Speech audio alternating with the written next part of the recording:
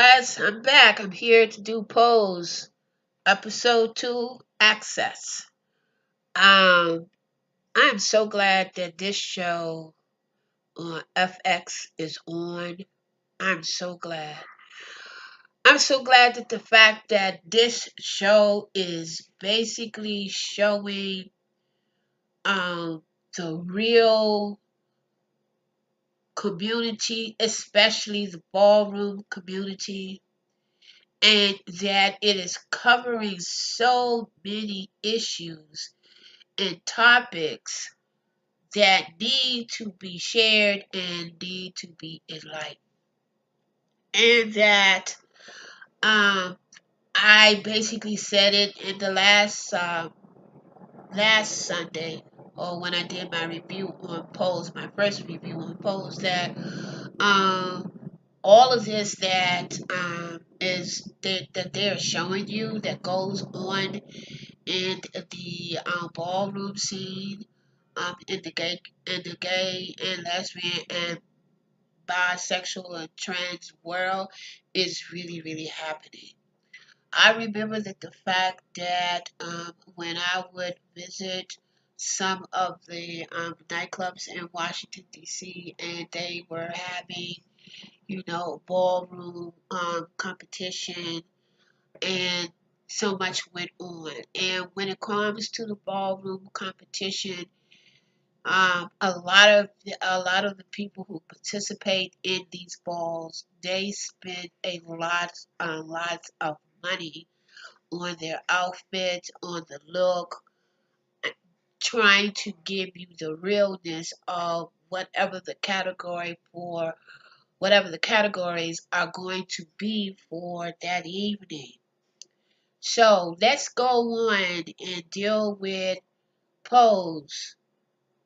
First season, season 1, and we're going to go with episode 2, Access. Well, it seems that the House of Abundance and the House of Evangelistic is really, really in competition. We start out and we see Angel, basically, and the category was Weather Girl. And of course, Angel was basically serving you the Weather Girl. She basically hit it out the park. And to me, I mean, this is just my opinion. To me, Angel, if you didn't know right, if you didn't really know, um, Angel is perfect as far as Bianca and Alexis talk about that she could basically pass and not even worry about it. Well, in my mind, I'm thinking that Angel is the one who can actually walk out here right now, go into a grocery store or go into a high end store in the women's department, and they wouldn't be able to clock her. They would not be able to clock her. They would not. Now, unless you look real, real hard, but they would not. I remember when I was in Washington D.C. and I went to a gay bar, and I went to a bar and I saw this beautiful woman. I mean, she was fabulous. And I think a couple of my friends I was with one or two of my friends, and I said, she's gorgeous. Who is she? Who is she? And then that's when I learned that she was a trans woman. But let me tell you, Pose. Okay, so we see that Angel for the House of Evangelist has won their first, they have won their first trophy. They have won for the House of Evangelistic. They have won. And so we see that Alexis and Bianca. And so basically we go with the House of Evangelistic is on the move. One reason why I say that they're on the move, not only did Angel win her category, but Bianca won her category again. I mean, for the first time. So the House of Evangelista is on the move. They have won 2 trophies so far. And how did Bianca won her first trophy is that she took the category of, I forgot whatever that category was. Whatever that category was, Alexis has been winning that category for a very long time. And so one of her children, one of Bianca's children, was telling her, "How can you think that you are going to win this category?" And so Bianca said, "Now is the time," and that the judges are basically really getting tired of seeing Alexis because she's always winning, and the House of Abundance is always winning. And so when it came time for the category, I don't know what the category was. I'm not quite sure. Should have wrote it down, but I didn't wrote it down. But here's to go that Alexis did not win that category. She was when it came for her to come out. She was expected to win that category, and she did not. She got like 4 10s and 1 9, which basically she lost that category that night. And the House of Evangelist won, and she got all 10s. And the reason why she got all 10s is that she was saying that the judges are looking for new fresh blood in the house of abundance, been actually slaying the category for so long, and so they won that category. Now, this is also when we get to meet Damien's first love, which is Ricky. Now, Ricky saw that the House of Evangelists had won, and he saw Damien. I think it's Damien. And if I'm wrong in that name, put it in the comments. And he basically got turned on, and he wanted to meet Damien, and he basically liked Damien, and Damien basically liked him, and I think his name was Ricky. Now, Ricky is, to me, a player. Ricky really is not really trying to basically move up. He doesn't have any dreams or aspiration. I'm thinking that Ricky is really a player. He sees something, it's new, he's never seen Damien before, and so him and Damien gets together. They had their first little date. Damien is in school and he's doing very, very well. And his dance teacher noticed that he's doing very well and tells him that you're doing very well. You're actually feeling and you're actually in the moment of your dancing, and you could tell when someone is really, really serious. So Damien was able to um, go to the ballet by way of his teacher. She invited him to go to the ballet, and at the same time, he had a date with Ricky. And so basically, he stood Ricky up for the date with the teacher, and Ricky was basically at a pizza shop, basically waiting for Damien to show up, but Damien was in the ballet looking, it was at the theater at a ballet. And so therefore, we find out that we're going to have a little bit of issues with one of Bianca's children. And one of the when I say we're going to have an issue with one of Bianca's children, and that's the little Hispanic boy. I'm not quite sure if he's Hispanic, Mexican. It really doesn't matter. But we find out earlier that he's out there on the pier basically selling drugs. And so Dame so tells him that, if Bianca finds out that you're selling drugs, she's basically going to kick you out.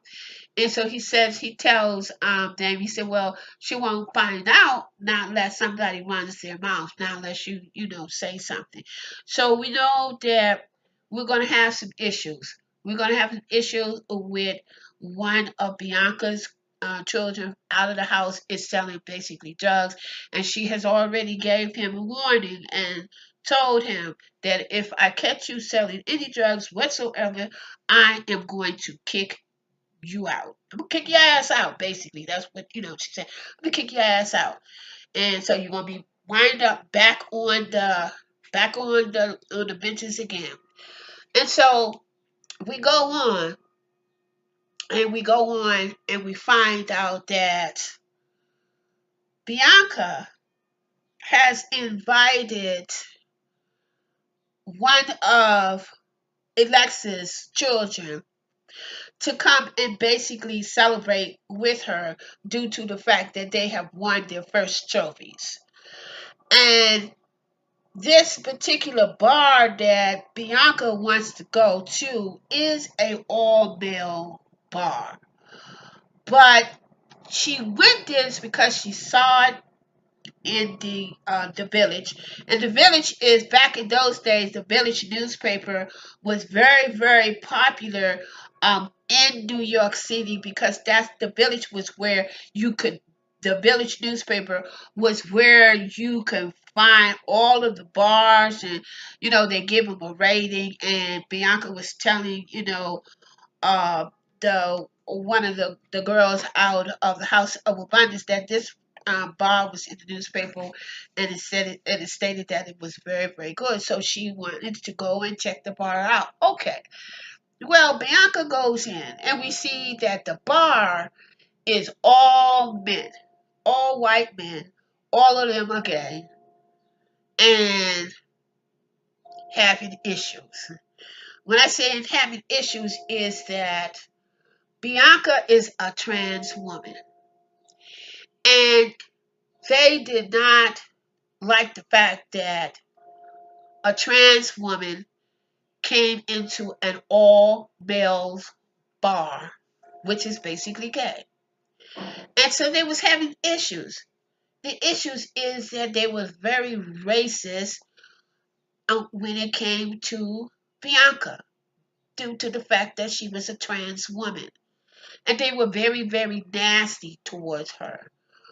Well, they did not want to serve her. In other words, they called her out of her name, and her name was Bianca. But the bartender was being very nasty, and one of the managers was being very nasty, and told her that, look, this is not a drag night. This is basically a bar from it's a bar, and you're not welcome. Meaning that you're not welcome due to the fact that you are perpetrating a woman and you are a man. And in this bar, we don't like that, and we don't serve your kind. Well, serve your kind to me is like your kind. I mean, now you guys can see, those of you all who are looking at this pose, you can see exactly. And if you're black, white, or whatever, if you're looking at this, and you can see exactly how it was when a black person or even a Hispanic person, because we come to a point where Bianca keeps going back to this bar, until they picked her up out of her chair and they basically threw her out. All of a sudden, you looked at it and you see that the bouncer had jerked her up and threw her outside. And I was like, oh my God, you kidding me? This is a gay bar and you're discriminating on your own kind. Well, this has always been an issue, especially And I'm loving this show. The reason why I'm loving the show is because it shows the dynamics between be, be, be, between the economical stance of the gay and lesbian tri and bi world is because we do have like certain categories. In those categories, like, we have the rich white gays, and then we have the rich black white gays, and we have the white gays who don't really get with the black gays. And anytime that they're ready to take a stance, they always wait till the last minute to actually bring us. When I say us, because I am a queer woman with a label, I am an androgynous woman. So they, wait until they decided that they want to bring us to the table. And then sometimes when they bring us to the table, there's not a lot of us. Like in a scene where Bianca went to the bar again, and this time we see a black guy was basically in the bar with the all white girl, gay men. And she said, "You see, you're the only white, you're the only black man in this bar." And he said, and so this is how we have, because I remember there was a bar, oh, I can't remember. There was a bar downtown in Washington, D.C. I can only get the experience because I grew up in, well, I didn't grow up in Washington, but 90% of my time was spent in Washington. And so I went to high school. No, I went to junior high school and elementary in D.C. And I finished up my high school years in Baltimore. But I go to say this.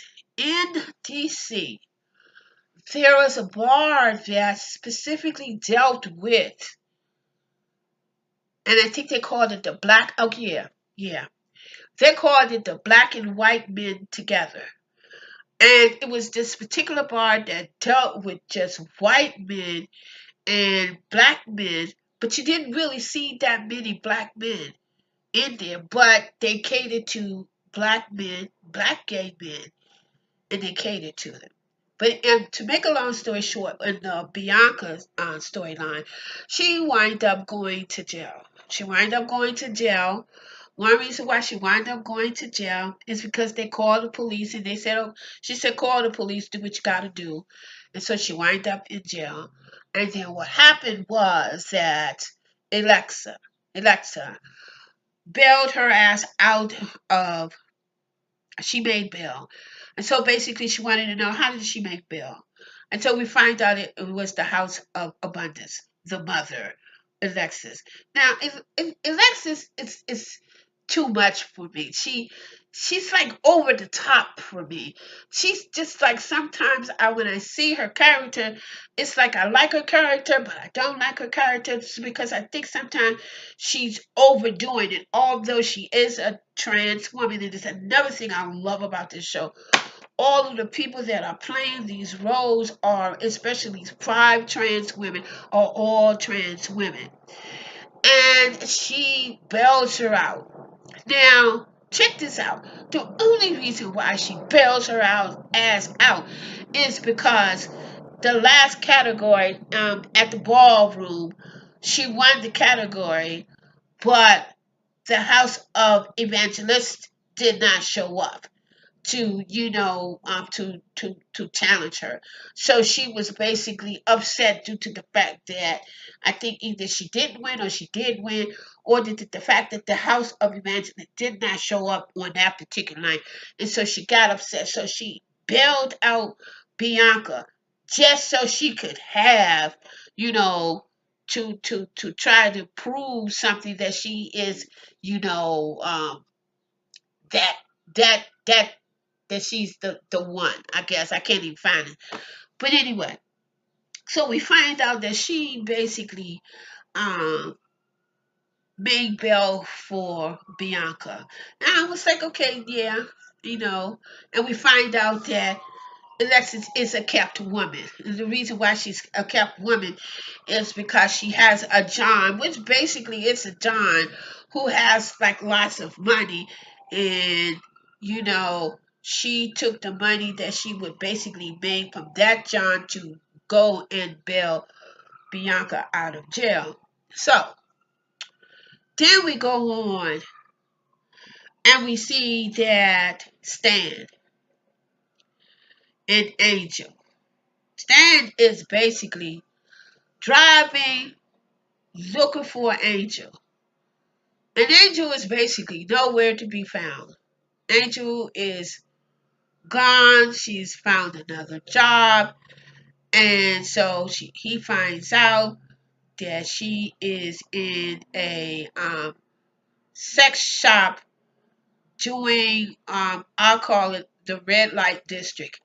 If you have ever been to Amsterdam, in Amsterdam, because this is what it looked like when Stan actually found where Angel was, and basically it was like in a room in a dark place, and you saw red lights, and everybody, it was like a peep show, and everybody is behind curtain, and it's a red light, and you had to pay money. And so when Stan went to see Angel, he had to pay $10 in quarters. And so he goes on and he finds Angel, and he pays the $10 to see Angel. So the curtain goes up and you see Angel. And so, but before when Stan went in there, he told the guy who was like the keeper, said, "I'm here to see Angel." And the guy would said like, "Yeah, he is very, very popular." And Stan corrected him and said, "It's not a he, it's a she." And so it was very, very good it was very good that the fact that he respected her and the name that she has basically taken upon herself as being a trans woman. And I feel that was very respectful, that no matter whether or not, if they're a trans man or if they're a trans woman, call them, you know, their name. And I have the experience, and I'm not going to say I have a little bit of a knowledge where it is that I have trans women friends, and I have trans men friend. One of my trans men friend, I've lost contact with him. I don't know exactly where he is. He is coming out of Canada, and somehow when I was living in DC, I lost connection with him. But I had the experience of seeing him go from a woman to a man. And also I had another trans male friend who lived in Baltimore, and I lost connection with them. But I do have one trans man friend that I am familiar with them, and I don't want to, out them or anything. And I see them occasionally on some of my social media. So I go on and we see Angel and Stan. And so Angel is upset due to the fact that she hasn't really seen Stan in almost 3 weeks. And so basically she tells Stan, "Well, I really haven't seen you in 3 weeks." And so Stan tells Angel that he don't like the fact that other men is basically looking at her, and that he doesn't like the fact that other men would want to put their hands on her. And so we go on, and so Angel takes a break, and Stan goes at the restaurant, and they talk and everything. And so Stan makes a proposition to basically Angel, and tell Angel, "Look, I basically want you to belong to me." And Angel was like, "Well, this looks like, I'm going to be a kept woman, and it looks like a good deal, so I'm going to basically take the deal. So that's guaranteed that I won't wind up in a gutter or anything like that." And she basically made a point when she said, "I won't wind up in a gutter," especially when they're doing like sex work. Mainly a lot of trans women. I don't know too much about trans men, but a lot of trans women have been being killed over, a lot of trans men are being killed. Um, and I want to say that due to the fact that they are making it known that a lot of trans men, trans women, not so much of trans men, but a lot of trans men, women have been finding them killed from the Johns, from the lover, or basically it's really a shame. And Pose is really, really hitting on this. Another thing that I kind of like was kind of like checking out is that when Angel and Stan was basically having a conversation, and Angel basically asked Stan, "What are you? Are you a gay man? Are you a bi man? Or what is it? You can't ask your wife to put a finger up your butt." And he was basically, "No, I'm not neither of that." And I'm thinking to myself, well, he's to me, I can't really put him in a category, but to me, he's a down low. He's a down low man who is not, and he's true. There are men out here who are not attracted to gay men whatsoever, who's not attracted to them, but they are attracted with the. I don't know what it is. I don't know if it's a psychological thing, but you have straight men who are attracted to trans women. They're not attracted to like straight women. They are attracted to really seriously trans men. I mean, trans women, excuse the expression, trans women.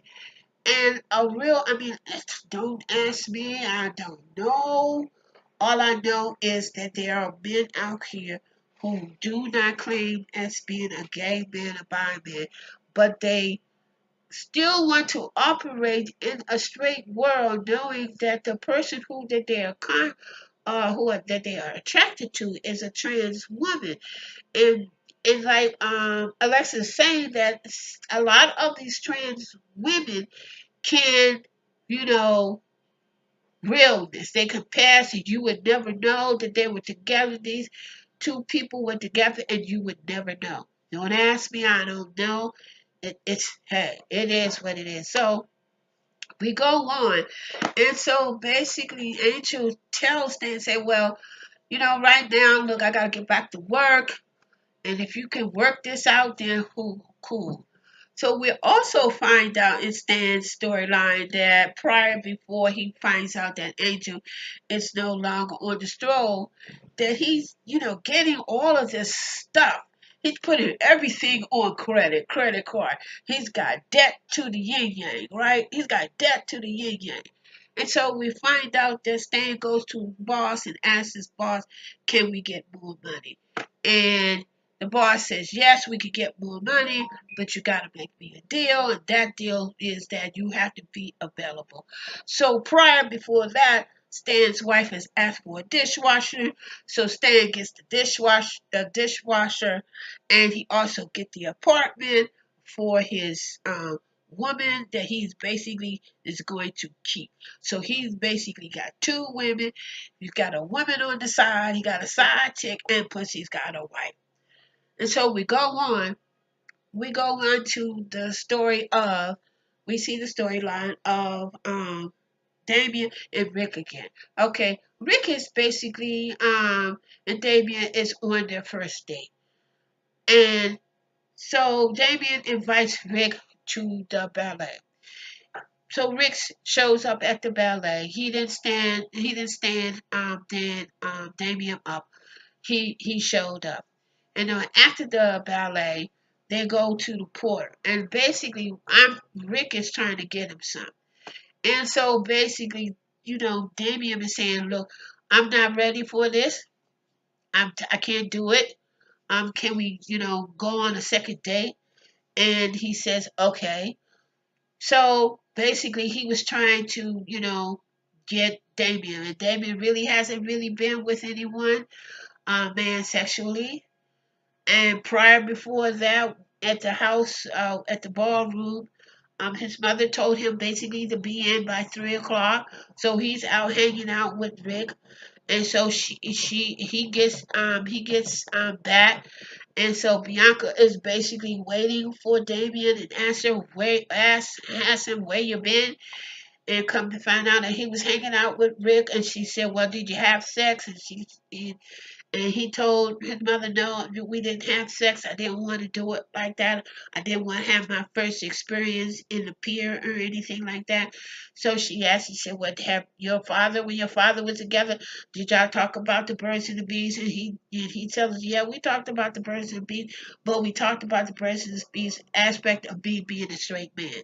I couldn't ask my father, whether or not, what's it like to be with a man, because hey, he basically go throw my ass out, and basically wind up throwing me out anyway." So she tells him, she told Stan, she tells him, she says, "Look, protect yourself.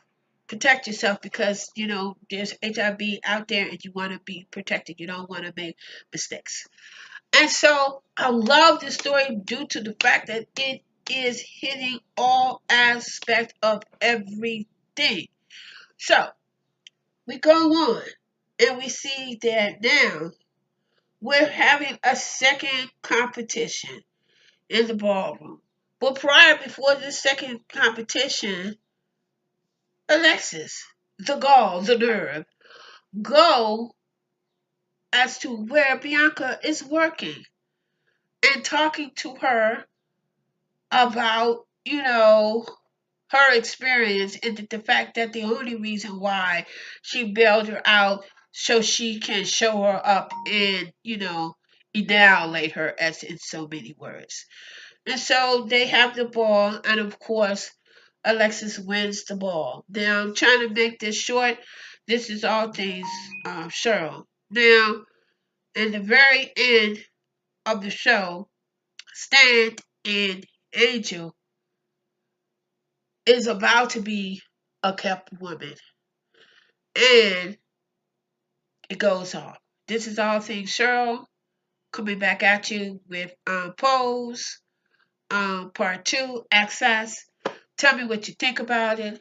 I'm telling you, this show is fabulous. I love this show due to the fact that it brings out all of the experience that I have, as far as, being in the midst of a ballroom, being in the midst of all of the racism, being in the midst that within the gay community, bisexuals, trans, colors, black, Hispanic, that within our community that we are experiencing isms and racism amongst our community, and that it is hitting, it's an hour and 15 minutes, and it comes on at 9 o'clock, and they try to cram in so much, and that's why I'm trying to cram in so much and hit some of the important parts that I think that is important.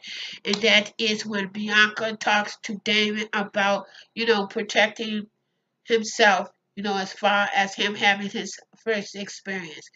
Now, Bianca has no idea that Angel is not going to be living in the house. She's going to become a kept woman. So I don't know if Angel is going to try to live in the house, or have that as a standby, just in case this thing with Stan doesn't work. It's about to get really nasty, especially that white boy. I don't think she should deal with that white boy, because really, I don't know. He doesn't really know what it is he wants. He says that he fell in love with her, but I can. But anyway, it's a beautiful mess, and I love the beautiful mess.